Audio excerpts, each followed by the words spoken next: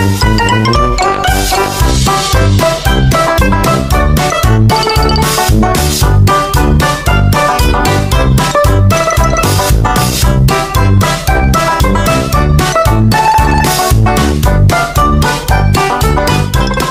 gabi sa inyong lahat. Ako nga pala si Diana Arabella E. Acedo.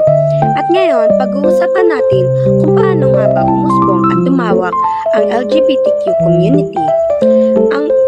Ang pag-usbong at paglawak ng LGBTQ community ay hindi nangyari bigla. Mahaba ang kasaysayan nito at tumaan sa maraming laban para sa pagkakilala at karapatan. Matagal nang may LGBTQ sa kasaysayan sa iba't ibang sinaunang kultura sa Greece, Rome at maging ilang katutubong lipunan. May dokumentong nagpapakita na umiiral ang same-sex relationship. Pero pagdating sa kolonyalisasyon at relihiyosyong impluwensya, naging bawal at itinago ito. Nagsimula ang modern LGBTQ movement noong 20th century. Ang LGBTQ movement bilang organisadong pagkilos ay nag-ugat noong 1960s, lalo na sa Stonewall Issue 1969 sa New York.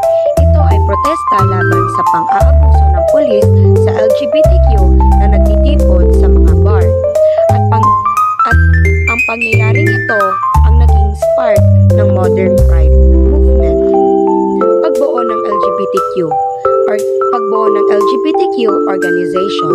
Pagkatapos ng Stonewall, nagsimulang magbuo ang mga advocacy groups, pride marches, unang pride marches 1970, public campaigns para sa equal rights, paglaganap dahil sa social media at internet.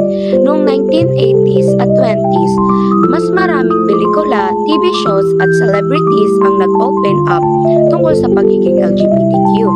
Ang internet ay nagbigay ng espasyo para magpakilanlan, magtulungan at magbahagi ng impormasyon.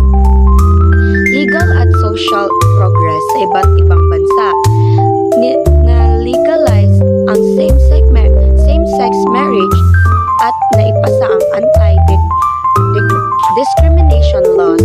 Tumaas ang awareness sa gender identity at trans rights. Ang mga pagbabago na sa batas at kultura ay nagbigay ng mas malawak na visibility at pagtanggap. Hello everyone, my name is Precious Ashlyn Manuloyon. So, tatalakay naman po natin ngayon is ano ang kasaysayan ng LGBTQ. Ang kasaysayan ng LGBTQ ay nagsimula pa noong sinaunang panahon dahil matagal na umiral ang mga taong may iba't ibang identidad at sexualidad sa maraming kultura. Ang mga taong hindi sumusunod